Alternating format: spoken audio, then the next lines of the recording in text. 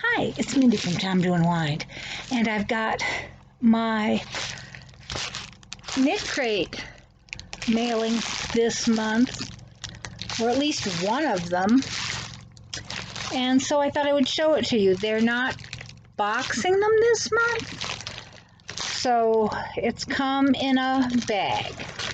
So this is the April 2020. And it says, hello, friends. We're doing things a little differently this month in light of the COVID-19 pandemic because the situation is changing on a daily basis with businesses temporarily closing or running at reduced operation hours. We weren't confident we could count on getting a booklet printed, so instead they're having a downloadable one, and then they give the links, and then it says use this coupon code for 15% off your next coupon order from Soak, plus get free shippings on order for over $50. And the Soak is something for washing your various fibers. Supposed to be nicely scented, so think about that. I don't usually use anything special. Now, what is this? Well, it looks like some sort of a zipper thing, and I fear I am going to have to snip.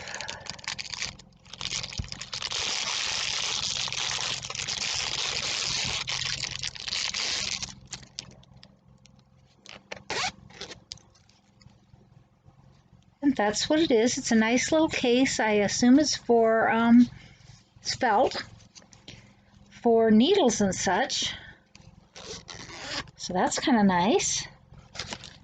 And what else is in here?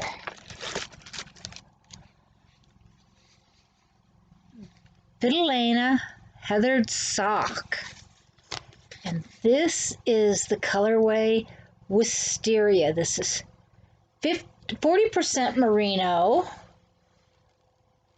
40% Peruvian Highland wool, and 20% nylon. It's fingering weight, 436 yards, which is 399 meters per 100 gram. Of course, it always says hand wash only, lay flat to dry. We don't usually do that in my house. Just make it a little bigger. Sure. Felt it down once and it'll be fine. So you didn't hear that from me. So that's not bad. I'm trying to decide, maybe this would be the chill out. Since I get anything goes, I never know what I'm going to get. And since we don't have the little booklet, it doesn't say, I don't have the stuff in front of me that I can figure it out. So it's a fine wool, fingering weight, yeah. So it's kind of pretty. Normally, a lot of times I don't like these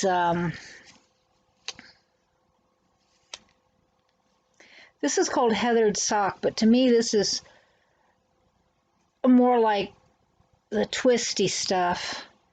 And sometimes those are hard on my, I always say hard on my astigmatism, and maybe it is my astigmatism, but they're hard on my eyes. But this is not bad. This is probably one of the better ones that land my eyesight.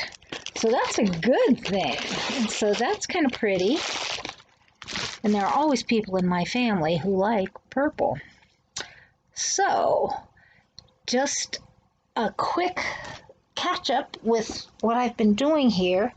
I ripped out the petal.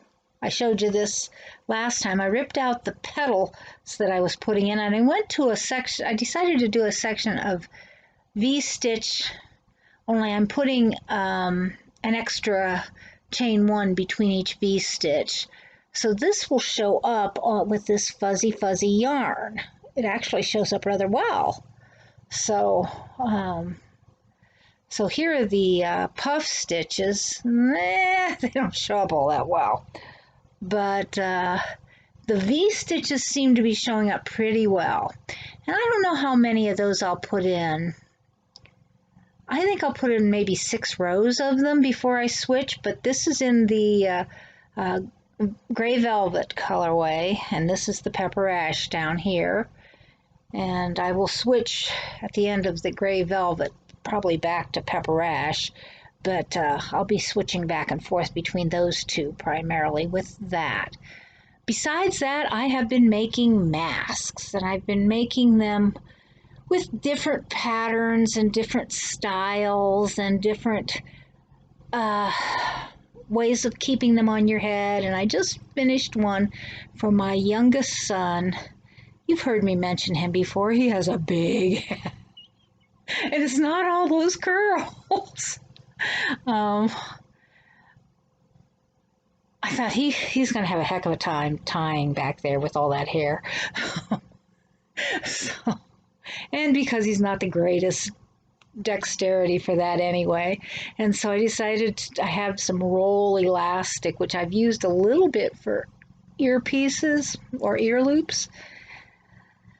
Dang, if you wear ear loops long, the bigger elastic can chafe.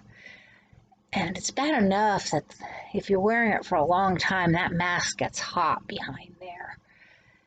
And the moisture builds up, and if you're wearing it for a couple of hours, man, oh, I can't deal with it. I made some for my sister-in-law who works in a busy area, and it's considered essential, and she's losing her mind. Oh, there, they finally now got them masks of their own, but at work. But in the meantime, I told her to put a shop towel in. You can use those for filters, but darn, they also absorb humidity, and you can switch out the shop towel every so often so that it doesn't chafe your face.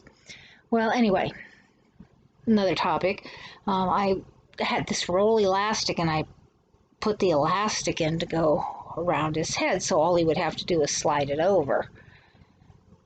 And I measured carefully around his head, put a little bit of negative ease in, put it on his head. He thought that felt very comfortable. I thought that's barely enough to keep it on your head, but he said, no, that's comfortable. Okay, so I fixed it all up, put it on, fell right off my head. I said, yes, I know your head's bigger than mine, but this is ridiculous. I put an overhand knot in the back, about this much, put it on, perfect. I couldn't even find the bottom one to put the overhand knot in. So I just tried it on. It fit quite well as it was. I took it off, took it out. He said, that's too tight, Mom. So I took the overhand knot out. Perfect. So, but I've been making fitted ones and pleated ones mostly, and I've had another one that I made that had an open pocket that you could stick a filter in if you really were paranoid. And I've got some people with health problems in the family that I would say paranoid is good. And then there's my granddaughter. Completely opposite problem of my youngest son. She's 13. I made a mask for her that just barely covers my face, and I put ear loops on it. It was too big, so her mother took it. So I just sent over a mask, barely covers my face. The ear loops come out to about here on me. I hope it's big enough. She is tiny, so we'll see. Everybody's different. And making one size fits all sure doesn't cut it. So we'll see how this goes. So I hope things are going well for you. I hope you're enjoying yourself at home. Please hit the subscribe button, hit the like button, and the thumbs up, and hit the bell so you can know when we're back again. And I'll see you again soon. I want to make another hat soon, but right now I'm up to my ears in making masks for family members. Still have a few to go, so everyone has at least one mask. And then I'll start going up on getting people 2 masks.